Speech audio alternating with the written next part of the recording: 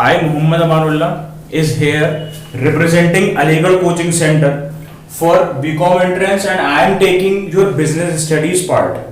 Now, in business studies part, today we'll discuss the topic consumer protection. मतलब जो consumers हैं, जो हम लोग हैं, जो सामान खरीदते हैं मार्केट में, उनको बचाया कैसे जा रहा है और गवर्नमेंट क्या रोल प्ले कर रही है हमको बचाने में। ये टॉपिक है आपको कंज्यूमर प्रोटेक्शन का। ये आपने 12th क्लास में पढ़ा होगा।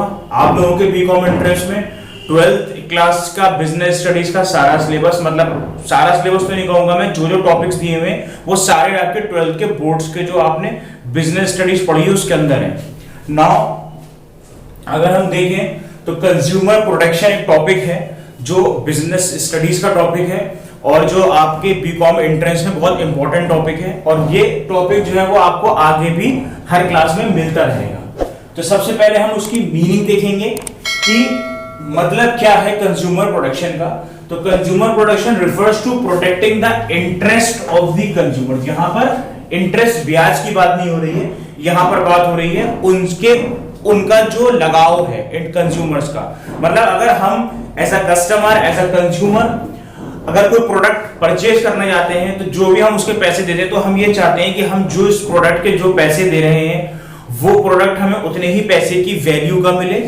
प्लस दूसरी चीज क्या है कि जो प्रोडक्ट हम खरीद रहे हैं वो प्रोडक्ट जो बताया जा रहा है हमें वही प्रोडक्ट मिले, और वो प्रोडक्ट थोड़ा सा ड्यूरेबल हो, ठीक ठाक हो। ये नहीं हो जो बताया जा रहा है उसका बिल्कुल ऑपोजिट चीज मिले या बिल्कुल खराब चीज मिले। तो उसको सेफगार्ड करता है, मतलब कंज्यूमर्स को बचाता है कि अगर उनके साथ कोई धोखा हो जाए, उनको कोई बेवकूफ बना दे, कोई झूठ बोल के गलत सामान बेच दे, तो उससे कैसे बचना है, और अगर कोई इस धोखाधड़ी में फंस गया है तो उससे कैसे निकलना है, उसको कैसे अपना कॉम्पनसेशन लेना है, कैसे केस करना है, सारी चीजें वो कंज्यूमर प्रोटेक्शन आपको बताता है। तो मैं ब्रीफली आपको इस चैप्टर में कंज्यूमर प्रोटेक्शन एक्ट के बारे में बताऊंगा, कंज्यूमर्स राइट्स बताऊंगा, कंज्यूमर्स अवेयरनेस बताऊंगा, रिड्रेसल सिस्टम क्या है वो बताऊंगा, जो आपके बीकॉम इंटरेस्ट के टॉपिक 3 टॉपिक कवर करता है। नाउ इंपॉर्टेंस क्या है, why it is needed, why consumer protection is needed in these days, मतलब ये जो दुनिया है इसमें कंज्यूमर प्रोटेक्शन क्यों जरूरी है। तो सबसे पहली बात है कंज्यूमर इग्नोरेंस।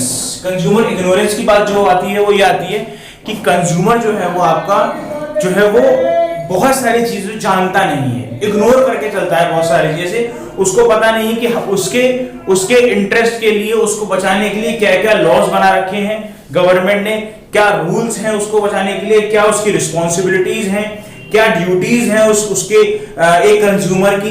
तो वो सारी चीजें पता होनी चाहिए कंज्यूमर को, अवेयर होना चाहिए कंज्यूमर उन सब चीजों से। तो वो इंपॉर्टेंस है कंज्यूमर प्रोटेक्शन की। कंज्यूमर प्रोटेक्शन में वो सारी चीजें आती हैं जो कंज्यूमर को ये सिखाएंगी, बताएंगी कि आपकी क्या क्या राइट्स हैं, क्या क्या ड्यूटीज हैं, क्या क्या रिस्पॉन्सिबिलिटीज हैं, क्या क्या लॉज आपके पास हैं, किन किन चीजों को आपको बचना है, किन किन चीजों को आपको यूज नहीं करना है। तो वो कंज्यूमर इग्नोरेंस कहलाता है। Now second is unorganised consumers, that is what we call establishment of consumer organisation. यहां पर 2 चीजें आती हैं अनऑर्गेनाइज्ड कंज्यूमर्स में। एक तो ये आ गया कि जैसे कि मैं गया, मैंने कोई सामान परचेज किया, उसकी रसीद नहीं ली, तो उसका कोई प्रूफ नहीं है कि मैंने इस जगह से ये सामान खरीदा है। तो अनटिल अनलेस अगर मेरे पास रिसीट नहीं होगी, कोई वाउचर नहीं होगा सामान परचेज करने का, तो अगर उसने मुझे सामान गलत दिया तो मैं उस पर क्लेम नहीं कर सकता कि इसने मुझे ये सामान बेचा है तो गलत बेचा है और धोखा दिया है मुझे, अनटिल अनलेस मेरे पास कोई प्रूफ नहीं हुआ कि मैंने उसकी शॉप से सामान या उसकी कंपनी से सामान परचेज किया है। तो ये सारी चीजें हम अवेयरनेस कहां से आएगी, जब तक एक कंज्यूमर ऑर्गेनाइजेशन एस्टैब्लिश्ड नहीं होगी, प्रॉपर कंज्यूमर ऑर्गेनाइजेशन से जो कंज्यूमर को गाइड करती हैं, बताती हैं सारे राइट्स, ड्यूटीज, रिस्पॉन्सिबिलिटीज। प्लस अगर उनके साथ कोई धोखाधड़ी हो जाती है, कोई उनके साथ बेईमानी कर लेता है, उनको गलत सामान बेच देता है, तो उनको ये लोग गाइड करते हैं कि आप कैसे कैसे आपको केस लड़ना है, कहां कहां केस फाइल करना है। अगर उनके पास लॉयर्स नहीं होते तो ये लोग प्रॉपर गाइडेंस देते हैं, उनके बिहाफ पर केस तक लड़ते हैं ये लोग। तो ये काम किसका है, कंज्यूमर ऑर्गेनाइजेशन का काम है। उसके बाद आता है आपका wide spread exploitation of consumers. कहने का मतलब यह है कि why consumer protection is needed, because in today's world we are seeing that we are मतलब every company is running behind profit. उसको प्रॉफिट चाहिए, उसको ये नहीं, छोटी मोटी कंपनी जो है उसको ये नहीं चाहिए कि बहुत बड़ा नाम हो, कम टाइम में वो प्रॉफिट कमाए और स्विच कर दे अपने काम को। ये आजकल बहुत बड़ा फ्रॉड चल रहा है, जिसे हम स्कैम भी कहते हैं। तो वो क्या करती है, बड़े लेवल पर कंज्यूमर्स को एक्सप्लॉइट करती हैं, उनको बेवकूफ बनाती है। जैसे कि आपने ऑनलाइन बिजनेस में देखा होगा, बहुत सारी ऑनलाइन वेबसाइट से आप लोग सामान मंगवाते होंगे, तो जो सामान आप लोग ऑर्डर करते हैं वो सामान आप लोगों को नहीं मिलता होगा। तो ये इसी चीज का पार्ट है कि कंज्यूमर्स को बेवकूफ बनाना। तो ये 3 मेन पॉइंट्स हैं जिसके बिहाफ पर कंज्यूमर्स के लिए कंज्यूमर प्रोटेक्शन एक्ट बहुत जरूरी है। Now legal protection to consumers. अब ये सवाल बहुत इंपॉर्टेंट है, ये क्या है, legal protection to consumers. Consumers को आप लीगली कैसे प्रोटेक्ट करें।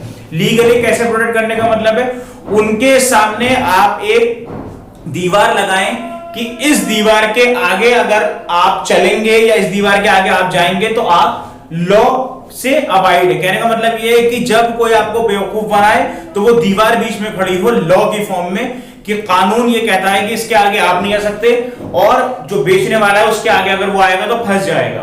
तो वो क्या है, लीगल प्रोटेक्शन देना। आप बिल्कुल legally you are protecting the rights of the consumers how, by various laws and legislations. कहने का मतलब ये, गवर्नमेंट ने क्या करा है, तमाम तरीके के लॉज रूल्स लगा दिए हैं, प्रॉपरली इंप्लीमेंटेड है, काम कर रहे हैं कंज्यूमर्स को बचाने के लिए। तो वो कंज्यूमर प्रोटेक्शंस को लीगली प्रोटेक्ट करते हैं through laws and legislations. Now there is a consumer protection act which was established in the year 1986, जिसके अंदर आपके कंज्यूमर्स के सारे राइट्स आएंगी, सारी ड्यूटीज, रिस्पांसिबिलिटीज, सारी चीजें आएंगी। तो क्या है, consumer protection act 1986। Consumer protection act कब बना, 1986, but it was implemented and came into force on July 1, 1987। 1987 में इसका एग्जिस्ट, मतलब ये फोर्स में आया, मतलब इसने काम करना शुरू करा, ये इंप्लीमेंट हुआ। तो कंज्यूमर प्रोटेक्शन एक्ट बना कब, 1986 में, लेकिन उसकी वर्किंग कब स्टार्ट हुई, इंप्लीमेंट कब हुआ, 1 जुलाई 1987 में, 1987 1 जुलाई। What is the role of Consumer Protection Act 1986? It provides rights and responsibilities to the customers. Customers को क्या दे रहा है, वो राइट्स दे रहा है, रिस्पॉन्सिबिलिटीज दे रहा है, बता रहा है कि ये आपके राइट्स हैं, ये आपकी रिस्पॉन्सिबिलिटीज हैं, and it is safeguarding against the defective goods, services, unfair trade practices and defective goods, damaged goods. इन सबको से आपको बचाता है, बताता है कि आप कैसे बचें, या अगर आपको अनफेयर ट्रेड प्रैक्टिस हो रही हो। अनफेयर ट्रेड प्रैक्टिस का क्या मतलब है, आपसे बताया जा रहा होगा कि 50,000 रुपए आप इसकी फीस दीजिए, हम आपको 1 साल तक इसकी सर्विस देंगे। कोई सी भी चीज हो गई, आप उस कंपनी ने आपको 8 महीने सर्विस दी या 9 महीने सर्विस दी, या 50,000 जो रुपए लिए उसमें जो सर्विस के बारे में लिखा हुआ था वो सर्विस आपको उसने नहीं दी, तो वो अनफेयर ट्रेड सर्विसेज हो गया, अनफेयर ट्रेड प्रैक्टिसेस हो गया। गुड्स का खरीदना हो गया, गलत तरीके से बताया, गलत चीज बेची, तो ये सारी चीजों से आपको बचाना। उसके बाद है 3 tier, TIER, 3 tier redressal system. कहने का मतलब यह है कि इंडिया के अंदर 3 टियर रिड्रेसल सिस्टम है कंज्यूमर प्रोटेक्शन का। 3 टियर का मतलब हो गया 3 लेवल, पहले छोटी लेवल, फिर उससे बड़ी, फिर उससे बड़ी। ये 3 टियर लेवल सिस्टम हो गया। पहले हो गई डिस्ट्रिक्ट लेवल पे शिकायत करना, उसके बाद स्टेट लेवल पे शिकायत करना, फिर नेशनल लेवल पर शिकायत करना। तो it's a 3 tier redressal system. Redressal का मतलब क्या हो गया, शिकायत दर्ज करना, अपनी कंप्लेंट को दर्ज कराना, कानूनी तौर पर लड़ाई लड़ना। तो आप 3 लेवल पर जा सकते हैं, जैसे कि डिस्ट्रिक्ट कोर्ट होती है, स्टेट होता है, हाई कोर्ट होता है, सुप्रीम कोर्ट होता है। ऐसी इन्हीं का 3 लेयर रिड्रेसल सिस्टम है। आप 3 लेयर रिड्रेसल सिस्टम में अपनी शिकायत दर्ज करेंगे, पहले यहां जाएंगे, फिर यहां जाएंगे, फिर यहां जाएंगे। तो ये आपको कंज्यूमर प्रोटेक्शन एक्ट बताता है ये सारी चीजें। कंज्यूमर राइट्स, कंज्यूमर राइट्स क्या है कि आपका हक एक कंज्यूमर्स को कंज्यूमर प्रोटेक्शन एक्ट में गवर्नमेंट ने क्या क्या दिया। सबसे पहला जो हक दिया आपको, राइट टू सेफ्टी, मतलब कंज्यूमर जो है वो सेफ रहे। तो क्या है, right to be protected against the goods and services which are hazardous to life and property. कहने का मतलब ये है कि आपको ऐसी चीज ना खरीदे जिसके खरीदने से आपकी जिंदगी पर असर पड़े। जैसे कि आपने देखा होगा अक्सर सिगरेट और टोबैको जब आप खरीदते हो तो उस पर लिखा रहता है कि smoking cigarette is injurious to health, तो वो इसी राइट टू सेफ्टी का ही पार्ट है। अगर आप कोई कार खरीदने जाए तो उसके सारे सेफ्टी मेजर्स उसको फुलफिल करने पड़ेंगे, तब एक कार मार्केट के अंदर आएगी। तो कहने का मतलब ये कार की कंपनी को जिम्मेदारी कारी कंपनी की ये है कि वो ऐसी कार बनाए जो सेफ्टी मेजर्स में ठीक हो, अच्छी हो और लोगों को उससे नुकसान ना हो अगर उसे वो ड्राइव करे, सेफ रहे, जिसमें कि आपके एयर बैग्स हो गए, एंटी लॉक ब्रेकिंग सिस्टम हो गया, बहुत सारी चीजें ऐसी होती है कार के अंदर जो आपको डालकर देनी ही देनी है, जिसकी वजह से कंज्यूमर जो है कि जान और जिंदगी बच पाए, इतनी जल्दी प्रोन ना हो वो डेथ से या किसी भी एक्सीडेंट से। Now right to information, right to get information about quality, quantity, purity, price, standard etcetera. कहने का मतलब यह है कि जब आप मार्केट में जाते हो, आप सामान परचेज करते हो, कोई पैक्ड आइटम आपने खरीदा, सपोज करिए आपने जो है वो कॉर्नफ्लेक्स खरीदे या आपने मोबाइल खरीदा, सपोज करिए आपने मोबाइल खरीदा, मोबाइल पर मोबाइल की सारी स्पेसिफिकेशंस लिखी हुई रहती हैं कि इतने मेगापिक्सल कैमरा है, ये इतनी रैम, इतनी मेमोरी की रैम है, इतनी मेमोरी मोबाइल के अंदर है, आपका स्कैनर कैसा है मोबाइल का, थंब प्रिंट है या आई स्कैनर है, कैमरे की क्वालिटी कैसी है, साउंड क्वालिटी कैसी है, पिक्चर क्वालिटी कैसी है, स्क्रीन कैसी है। तो ये सारी चीजें क्या है, स्पेसिफिकेशन है एक मोबाइल फोन की, और मोबाइल फोन को उसके अंदर होना, वो सारी स्पेसिफिकेशंस उसके अंदर होना जरूरी है। And you must be informed about the specification of the product before purchasing it. पहले खरीदने से पहले you must aware about these things. उसके पैसे पता होने चाहिए आपको, प्योरिटी खाने की उसमें आ गई, जैसे कि दाल की हो गई, दूध की हो गई, पनीर की हो गई, घी की हो गई, प्योरिटी इम्प्योरिटी पता होनी चाहिए आपको, आटे की हो गई, क्वांटिटी पता होनी चाहिए, 10 किलो आटे की बोले 10 किलो की ही हो, 500 ग्राम का अगर दाल का पैकेट है तो 500 ग्राम का ही हो, तो वो क्वांटिटी हो गई। क्वालिटी हो गई मतलब क्वालिटी वाइज चीजों के प्राइसेस होते हैं। जैसे कि अगर आप मार्केट में जाओगे, अगर आप अक्सर खाने का सामान लेने जाओगे तो दाल जो है वो अगर आप आधा किलो के सपोज करो तो वो 40 रुपए किलो से लेकर 100 रुपए किलो तक, 60 रुपए किलो। चावल भी आपका 40 रुपए किलो से लेकर 70 रुपए किलो तक, कहते हैं वो क्वालिटी में डिफरेंस है, तभी उनके प्राइसेस में भी डिफरेंस है।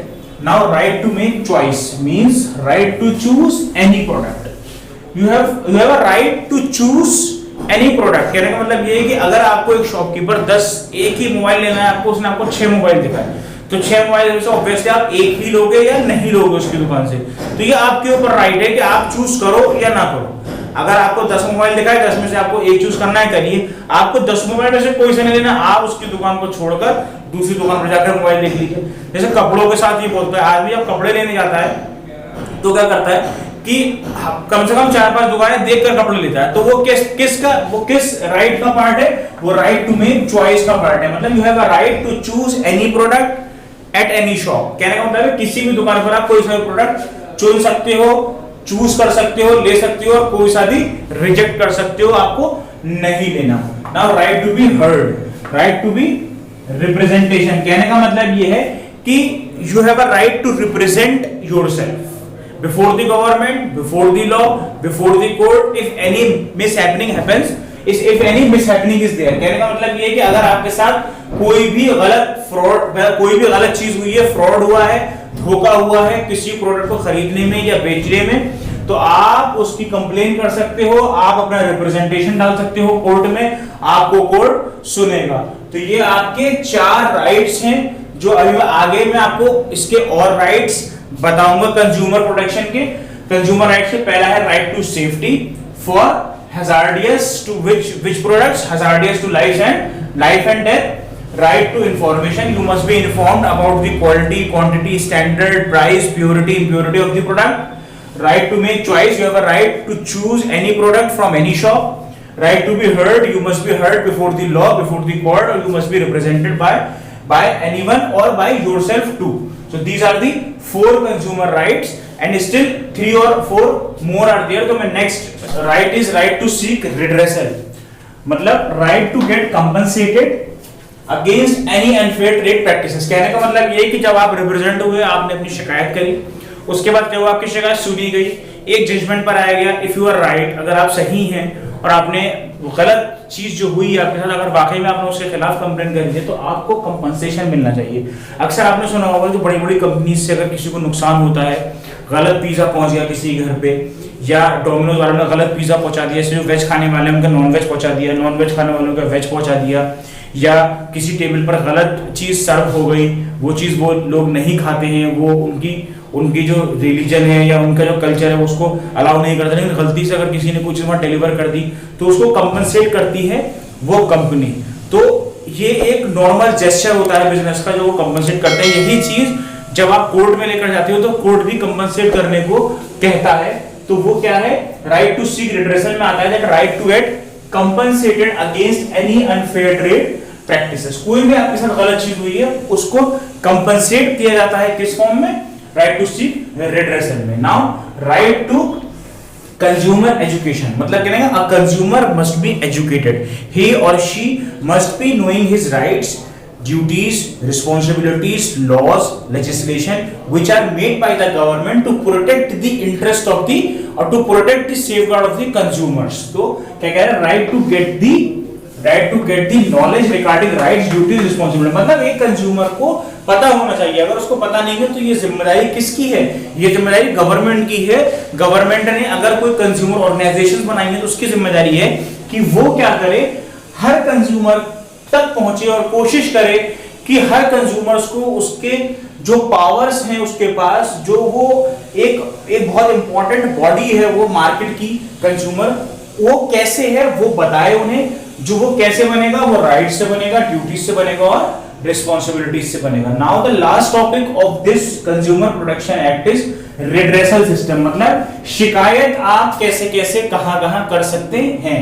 तो पहली चीज आती है आपका डिस्ट्रिक्ट फोरम, मतलब अगर जैसे आप अलीगढ़ में हैं, एटा में हैं, पटना में हैं, आजमगढ़ में हैं, बिहार मतलब दिल्ली में हैं, तो आपका जो डिस्ट्रिक्ट है आपका, डिस्ट्रिक्ट में क्या कराया गया है कि डिस्ट्रिक्ट फोरम बनाए गए हैं पहले। मतलब क्या है, डिस्ट्रिक्ट फोरम बनाया गया जिसे हम डिस्ट्रिक्ट कोर्ट्स भी कह सकते हैं। तो उसमें क्या होता है, एक प्रेसिडेंट होता है, एक उसके साथ दो मेंबर होते हैं। प्रेसिडेंट को कौन अपॉइंट करता है, प्रेसिडेंट को अपॉइंट करता है स्टेट, आपका स्टेट अपॉइंट करता है, मतलब चीफ मिनिस्टर जो होता है वो अपॉइंट करता है इसको। और ये प्रेसिडेंट कौन होता है, रिटायर्ड जज होता है हाई कोर्ट का, रिटायर्ड जज होता है हाई कोर्ट का, इसको प्रेसिडेंट बनाते हैं। और साथ में दो मेंबर्स को रखते हैं। ये मेंबर्स क्या करते हैं, आपकी शिकायत सुनते हैं, तरीके से कोर्ट की फॉर्म में ये चीज चलती है।